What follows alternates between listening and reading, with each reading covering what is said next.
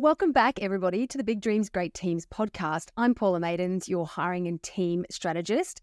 Today, we're diving into a really important aspect of running a growing business, and that is how you pay your people.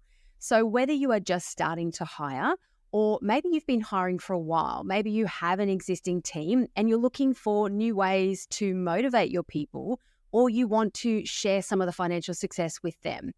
Either way, choosing the right pay structure, the right way to pay each individual on your team, working in different parts of your team because it's not always the same, this can make a huge difference to not only attracting great people, but also making sure those people stick around and work with you and that they're motivated to do their best every single day. So that's what we're diving into today. This is a really meaty episode. You're going to learn heaps, so let's dive in.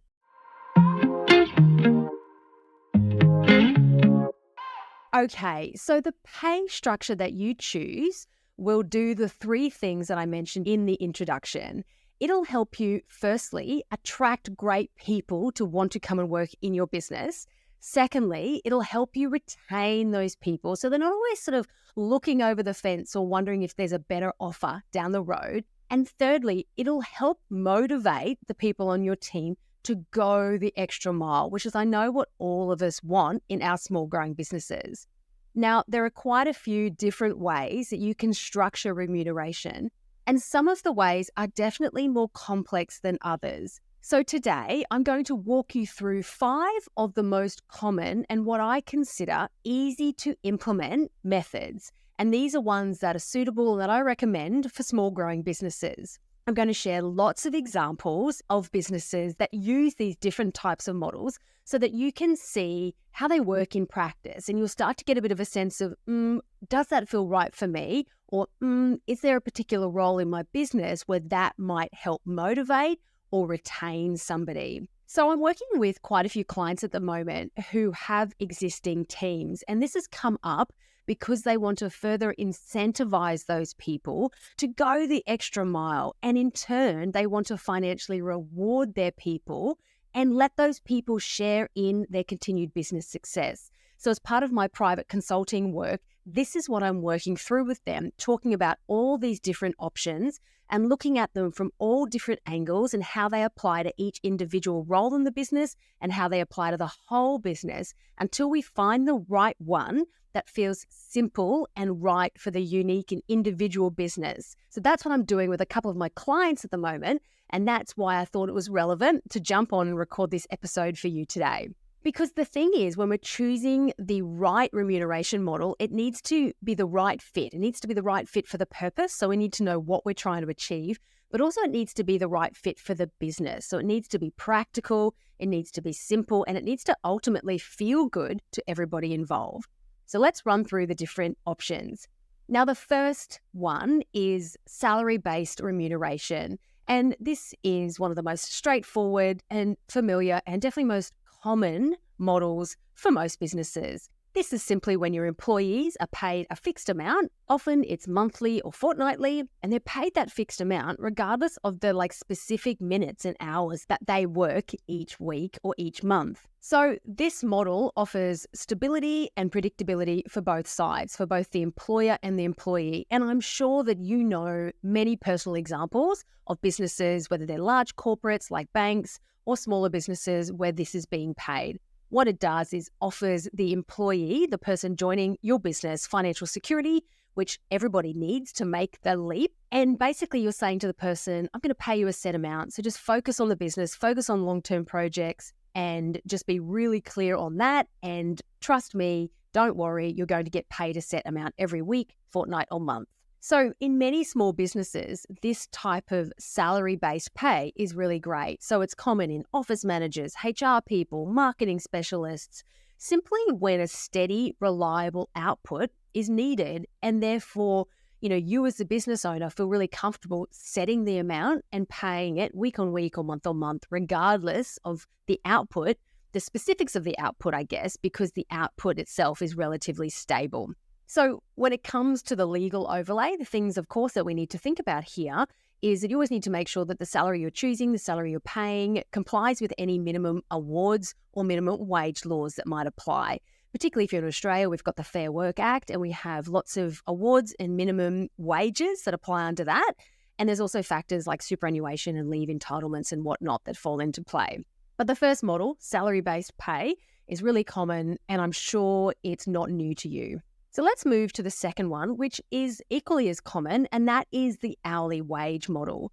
This is perfect for businesses that experience a fluctuation in the resourcing demand or the need for the resource. You'll pay the employee based on the number of hours that they work, which makes it super flexible for you. And in turn, and the flip side is it makes it flexible for them. So an example of this, a business that I'm sure all of us know if you're here in Australia, is Bunnings, for example. So Bunnings would use this model to pay their retail and probably their warehouse staff. Various times of the year would mean that they would need many more people on the floor, and various, days of the week would mean that they would have peaks and quiet times. So they'd have customer traffic that would vary. They'd have seasonal situations that would vary, whether it's Christmas, holidays, public holidays, all these sorts of things. And probably by paying an hourly rate, which is often really quite common in most retail businesses, it allows them to manage the cost of staffing in accordance with the demand from the consumers likely to come in the store. In small businesses, we also see this hourly rate method being used, as I said, in a lot of retail businesses, but also, cafes with baristas and anywhere that casual staff are used when the hours or the number of people that they need flex up and down based on the peaks and troughs in the business. So here it's really important from a legal perspective to keep in mind, particularly if you're in Australia, that there are awards that typically apply. Certainly, and particularly when you're employing casuals and in this sort of flexible hourly rate arrangement, you need to be clear on what penalty rates, overtime, casual loading, and all these things that come into play. So it's really important that you understand what award applies to your situation and that you're paying people the right amount, which is often in exchange for that flexibility that you get from paying in this way. Okay, so let's move on now to the different types of methods which may be newer to you. And the first one I want to talk about is a commission-based pay. So this is often used in sales role where somebody's results, their performance in their job, directly impacts the revenue in the business.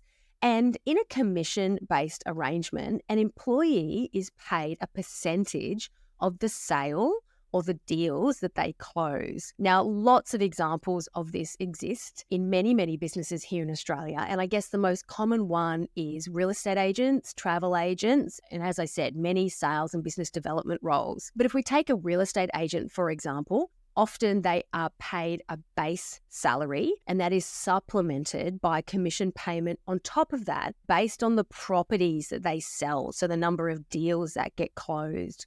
This incentivizes them to actually go and close deals because often the base salary that they are paid is purposely too low so that you actually want to get the commission. And as long as you're making the sales, you're doing your job, you're getting paid the commission, which as a overall figure feels like the right amount of money. So this is also, as I said, the way some travel businesses work, such as Flight Centre. Base level of wage is paid. Commission is then paid on top of that based on the number of sales that are booked, aka tickets and flights and holidays and all the things. So as I said, this commission-based pay works really well for sales reps, for real estate agents, and for business development type of roles. Now, from a legal perspective, it's really important that you keep in mind these minimum wages still always apply. So in Australia, that means that the employees on commission still need to earn the minimum wage over the pay period. And when it comes to superannuation, often you have to pay superannuation as well. So these are the sorts of things that you need to know about and then get the right advice from your accountant and make sure you're looking at it from a holistic picture. Is a commission and salary arrangement right for my business, right for the particular role? And is this the right way to motivate and reward the person? Okay, let's move on to the next type of pay structure, and that is performance-based bonuses. So this is where you reward an employee, a team member, for meeting or exceeding a specific target or milestones. Now, again, these are typically paid in addition to that base salary, and they're paid when a certain goal is met. And I guess the big difference here between performance-based pay and commission-based pay is that commission is a percentage that's linked to sales, Whereas performance-based pay isn't necessarily linked to sales. It might be linked to, the end of a project, customer satisfaction scores, or even like the bulk hiring of a brand new team to set up a division, or maybe the retention of those team members for a certain amount of time. So, for example, a company that we all know, someone like Telstra, has often talked about paying their sales and customer service teams through this sort of model. They offer performance-based bonuses, and over the years, they've been linked to things like sales targets, customer satisfaction scores, or just the overall team performance. So based on what the customer service KPIs are in the business, which might even be things like how quickly calls are answered or how long people sit on hold, et cetera, all those things that agitate us as consumers when we ring these big businesses, these big call centers. So performance-based remuneration is a way to encourage your employees to exceed expectations. So remembering that I said that these kick in when a target is met or exceeded, and therefore you're rewarding the person for contributing to the company's growth. So when they go above and beyond. And often these performance-based, remuneration rewards are paid at set intervals, and the payment cycle is usually longer than a commission. So a commission scheme that's linked to a salesperson's often paid regularly, like monthly, whereas a performance bonus might be quarterly or annually, and often it's paid in conjunction with a performance review, whereas a commission is just paid based on the calculation of, okay, you sold 3 houses, the commission we received, which was our revenue, is X, you get a percentage of that, et cetera, et cetera. So it might be something that like the payroll or the accountants just calculate without actually a performance discussion, for example. And to give you an example of where I've experienced performance-based remuneration, when I was working at the global recruitment firm that I worked in as a director, my role as the director, yes, was to do some hands-on recruiting, but mostly it was to run the division. And at one stage, I had 3 teams working for me. So I had to, hire all those people, manage them, and make sure they were hitting their targets. So my performance-based remuneration was based on my division performing to the sales forecast and to the profitability forecast, which I had sat down with my director and agreed together at the beginning of the year.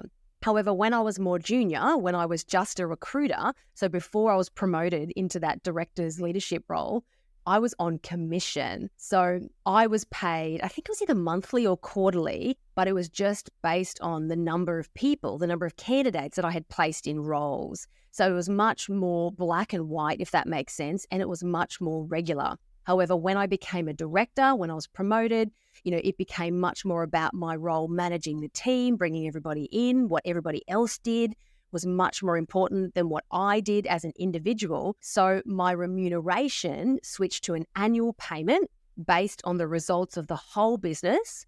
And those results was, yes, absolutely, like the sales and the revenue that, my part of the business brought in, but also the profitability of the way we had achieved that, because I had to manage my own cost base, and, I got to decide what I was paying people, all those sorts of things. So I had really clear performance targets, which were mostly revenue and profit based, but then they were also team retention based, because we couldn't achieve them if I didn't choose the right people and do what I needed to do as a manager to retain them and to support them to perform. So in a small business, in your business, this sort of performance-based remuneration where you add on a performance-based payment on top of a base salary, that can apply and work really well for project managers, again, for sales managers, for marketing people, anywhere where you're able to crystallize a target and delineate between this is what, doing your job looks like and this is what exceeding looks like. So the key here, and the key in all these models, is to make sure you have real clarity on that. So clear guidelines on how any bonus is going to be calculated and how it can be earned, so that there's no confusion on either side when it gets close to the payment period. Because that's also where I've seen these things go quite wrong. You agree the performance structure in a hurry. It's often too vague. The employee has a certain perception of how it should be calculated and therefore what they're going to be paid. The employer, you as the entrepreneur, you had a slightly different perception or a different, calculation method in your head. And it actually can end up being completely demotivating and often, sometimes, can cause the person to leave, which of course is the opposite to what you're actually trying to achieve. So absolute clarity, how we're going to calculate this, how am I going to communicate this, how do I make sure the other person can track their own progress to it, and what are our guidelines or parameters we need to put around this as to, whether it's going to be paid. So again, coming back to my example, when I was a director, there was absolute clarity that if, budget wasn't hit, then performance-based pay became completely discretionary, for example. Whereas if it did get hit, then I was guaranteed to be paid something. Okay, so let's talk now about the last one, which is incentive-based remuneration. So this is similar but different because it can be tailored to reward employees for hitting any sort of performance objective that you want to come up with. And it's similar to the performance-based model because it's about performance, but ultimately all of this is about performance, right? But technically it's a bit more flexible because it can be used in every single role and it doesn't necessarily need to be financial. So an Australian business that talks kind of pretty publicly about using incentive-based remuneration is Atlassian, which is a software company. And in their published annual reports and employee surveys and things, they talk about how this is one of the ways that they drive performance and culture amongst their teams. And interestingly enough, this applies in their engineering and project development type of teams. So this kind of probably takes your thought process to, this is a way that it can apply in non-obvious, like non-salesy type roles. So in these examples, the incentive is linked to meeting project milestones or launching a new product or maybe doing something around innovation, which is the stuff that the company needs to do to achieve its overall company goals. And what it does is it gives the employees the absolute clarity of what they need to be focusing on and allows them to share in some of that success. So as I said, the key difference here, incentive schemes and performance schemes, it doesn't need to be financial. It could be the incentive of extra days off, or it could be some sort of peer recognition or a perk. One of my clients many years ago, we worked together to come up with an incentive scheme for their business, and they wanted to make it really fun because that was part of their culture. So I guess, that particular business stereotypically was probably a little bit, could be perceived as being not a fun type of business. So one of the things they wanted to do was to create a culture whereby it was fun to work there. And that was part of their attraction, methodology as well. So what we came up with was an incentive scheme that was linked to the employee of the month. And the person who won the employee of the month could choose the perk that they wanted. And they got to choose from things like going out to lunch with the boss, taking the boss's car park, wearing free dress, buying the whole office chocolates, getting pizza in for everybody, etc., etc. So you can see even through that variation of incentives, you can see what it also did was really allow for the variation in the things that motivate different people, because not everybody wants to go to lunch with the boss. Not everybody has a car or wants to drive into the office. Not everybody wants to wear free dress and be the one that therefore stands out. The only person in free dress, for example, and this was a corporate environment where it was important to wear, like a proper suit and tie every day to work because that was relevant to the clients that they were seeing. So by having quite a broad incentive scheme that was linked to the employee of the month, the person could then choose which perk, in inverted commas, felt great for them. And it got sort of chosen in front of everybody. It got announced publicly. So there was also the peer or the public recognition that was relevant. And that's what felt really great for them in their culture. So in this case, the criteria for the employee of the month was flexible. But the clarity came from when they were announcing the employee of the month, they would announce why they chose that person. And that was their way to point out the behavior or whatever it is that the person had done that the business really valued. And then the person, got this public recognition and then they were able to choose their perk. Okay, so in small business, this sort of incentive-based pay can work, of course, across any role, and it can work for every role. So you can do it as a company-wide thing or you can do it as an individual thing. And similar to every other model, you have to be really clear. You want to be clear as possible about how you're calculating an incentive, if it's a calculation, Or as I said, with this employee of the month, you explained this is why this person got this award. This is why we're choosing them this month. And of course, you need to keep in mind any like legal or financial obligations. So things like minimum wage, super, maybe fringe benefits, tax, etc., that might kick in. So these that we've talked about, some of them might be new or some of them you may have heard of before. And you can hear that some of them might also get stacked into a package where you sort of hybrid it all together. So it's quite common as well for businesses to have the salary-based model plus a performance structure and incentives.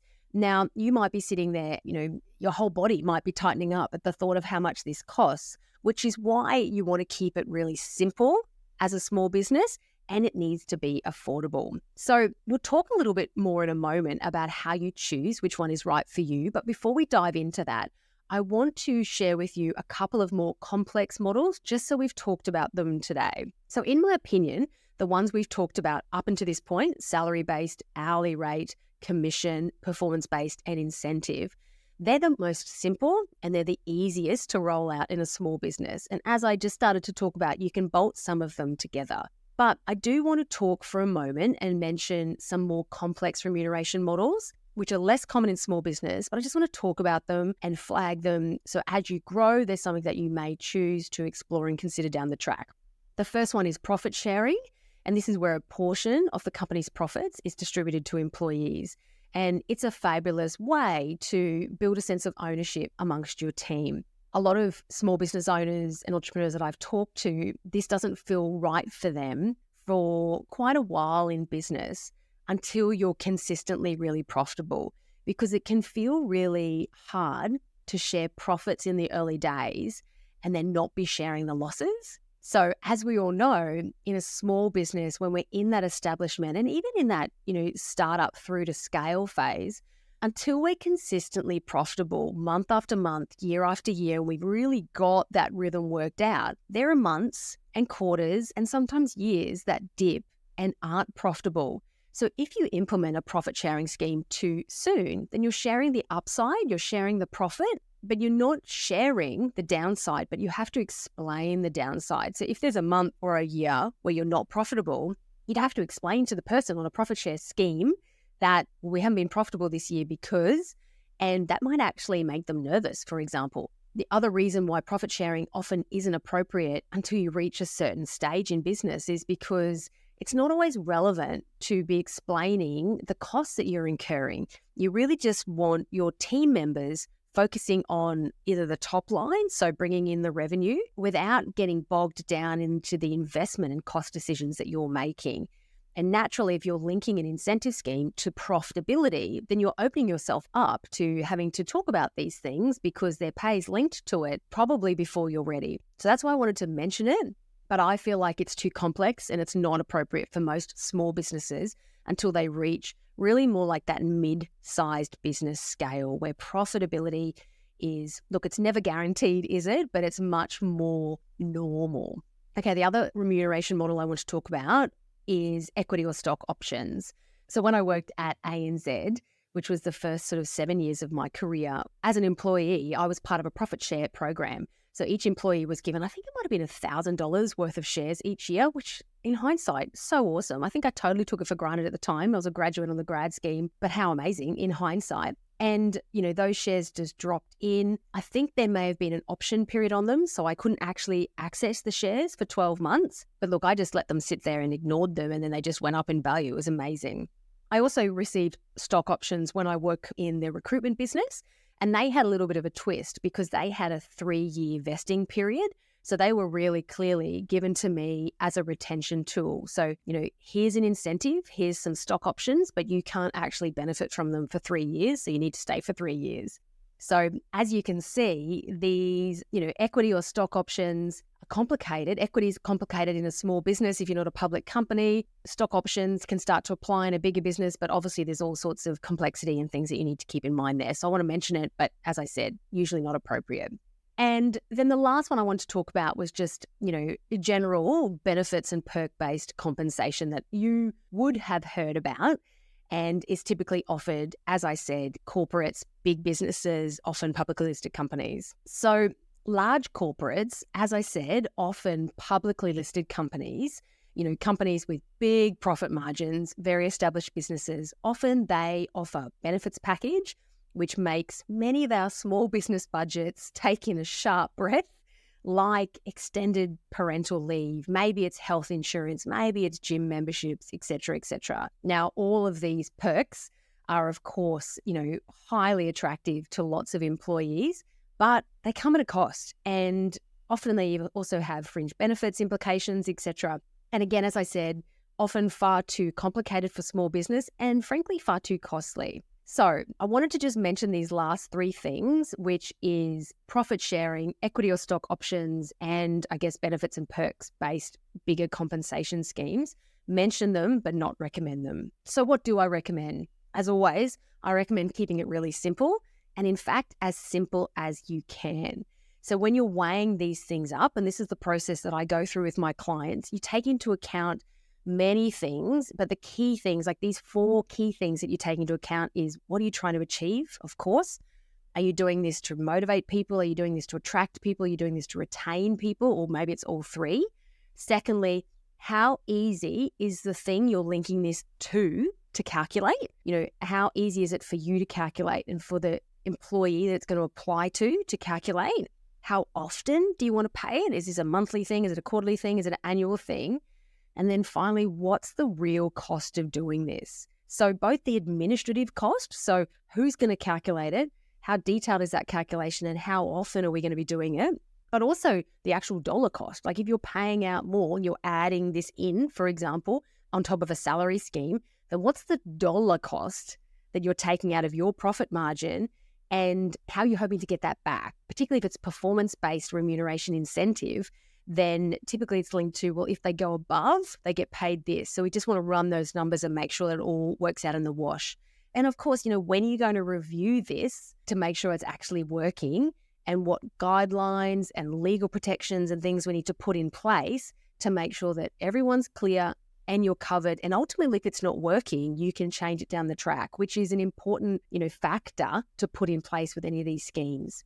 So there is a little bit to choosing what's right for you, which I guess explains why most people go with the salary or the hourly model. But as your business grows and evolves and you want to attract really top talent, you want to be a workplace of choice, you want to retain people, and you want ultimately your employees to benefit and share in the success of the business, some of these other models can be a really great way to add on and package up a really beautiful offer that works really well for the employee as far as attracting and retaining them, but equally, if not more importantly, works really well for you as a business to really help you to get the business to the next level and to grow it and to achieve those big business goals that you've got. And of course, if you want a hand working through any of this, please reach out to me. I've literally been working with small, medium, big businesses for the last 14 years doing exactly this across, I want to say, almost every industry. I've done this in, engineering, project management businesses, sales businesses, design agencies, marketing agencies, all sorts of businesses, warehouses, etc. So if you want a hand looking at what are the options for your business and what might feel great, then please reach out to me. I would love to help you. You book in a time to have a totally free, obligation-free chat. We'll talk it through and see if it's something that we want to work on together and if you want to move forward with it, because it can be a really great attraction, retention, and motivation tool. Okay, so that's it. That's a wrap for today. I know it's been a big, meaty episode, hasn't it? Lots for you to think about. And to recap, we've talked about salary-based remuneration, hourly-based remuneration, commission versus performance-based versus incentive schemes. And we talked about a few of those other more complex ones like profit sharing, etc. But these are initial 5, salary, commission, hourly, performance, and incentive. That's the 5. They're pretty straightforward. And a mix of them or one of them will serve your business as you grow really to being kind of really that mid-sized business with really predictable sales and profit. So thank you so much for joining me on today's episode of the Big Dreams, Great Teams podcast. I hope it's given you some food for thought. I hope it's got the wheels turning in your mind about something maybe that's down the track for you. And of course, if you found this helpful, please share it with other business owners. Don't forget to subscribe, follow, leave a review if you can. All of that hugely helps. And until next time, enjoy, keep building those great teams, beautiful businesses, and I'll catch you soon.